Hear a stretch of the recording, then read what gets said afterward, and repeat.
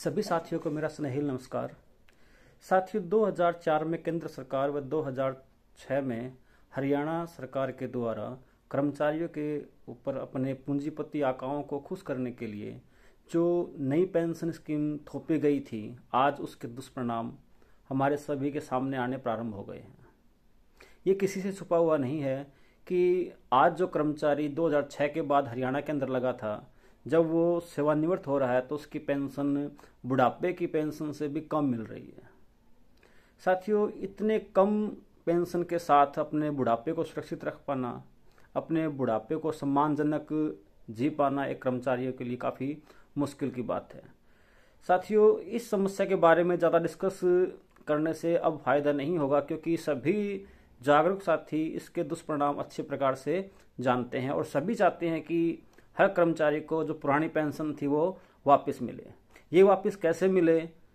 इसके बारे में भी सभी जानते हैं। लेकिन होता क्या है कि हम ये सोच लेते हैं कि मेरे एक के न जाने से या मेरे एक के न करने से क्या होगा। लेकिन साथियों, हम सभी समझदार हैं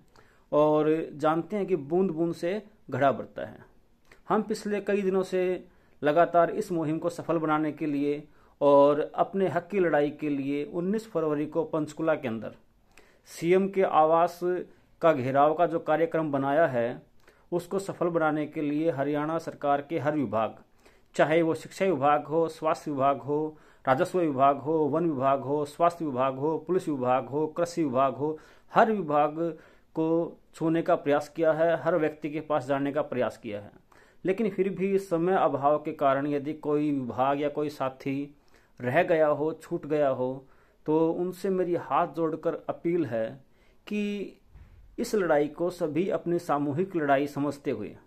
चाहे वो पुरानी पेंशन में है, नई पेंशन में है, कच्चे कर्मचारी हैं, कॉन्ट्रैक्ट के कर्मचारी, या किसी भी प्रकार का कोई भी कर्मचारी हो, वो अपने स्वयं के लिए,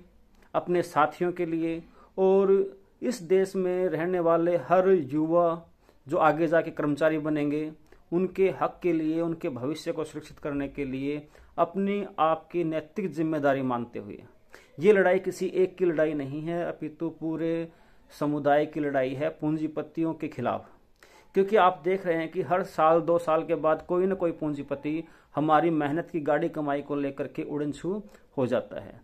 ये बगैर किसी राजनीतिक संरक्षण के ऐसा हो पाना संभव नहीं होता है। ये दोगला जो व्यवहार है वो समझ से बाहर की बात है। चलो, इस बात पर ज़्यादा डिस्कस न करते हुए साथियों, पुनः अपील है कि यदि किसी साथी के पास संदेशा नहीं पहुंचा हो या अन्य किसी वजह से वो ना जाने का कार्यक्रम बना रहा हो, तो साथियों हाथ जोड़ करके अपील है कि सभी के सभी अपनी नैतिक जिम्मेदारी समझते हुए, सभी अपना कर्तव्य समझते हुए, सभी अपना दायित्व समझते हुए 19 फरवरी को पंचकुला अवश्य पहुंचे और जो मुख्यमंत्री आवास के घेराव का कार्यक्रम है उसको सफल बनाए। यदि सभी संगठित होकर के एक साथ मिलकर के इस आंदोलन में सहयोग करेंगे तो कोई वजह नहीं हो सकती कि जो इस मुहिम को असफल बना सके। हम पूर्ण विश्वास के साथ कह सकते हैं कि एक साथ लड़ेंगे और संघर्ष करेंगे तो हम पुरानी पेंशन को पाकर के रहेंगे। और कर्मचारियों का दबाव का परिणाम है कि हमारे आसपास के पड़ोसी राज्यों में, चाहे वो राजस्थान हो, पंजाब हो, हिमाचल हो, वहाँ सभी में पुरानी पेंशन बहाली की जा चुकी है। आगामी चुनाव के मद्देनजर रखते हुए, या हम यूँ कहें कि हमें किसी से कोई मतलब नहीं है, हमें तात्पर्य है कि हमारे बुढ़ापे को सुरक्षित किया जाए। और उसी मांग को लेकर के सभी से पुनः निवेदन है कि 19 फरवरी को पंचकुला के अंदर सीएम आवास के घेराव के लिए सभी साथी खुद पहुंचे और साथ ही साथ अपने जो साथी हैं, जो सोए हुए साथी हैं, उनको जगाने का प्रयत्न करें और अपनी जिम्मेदारी को समझते हुए सभी के सभी साथी अधिक से अधिक संख्या में कल पंचकुला अवश्य पहुंचे। धन्यवाद साथियों।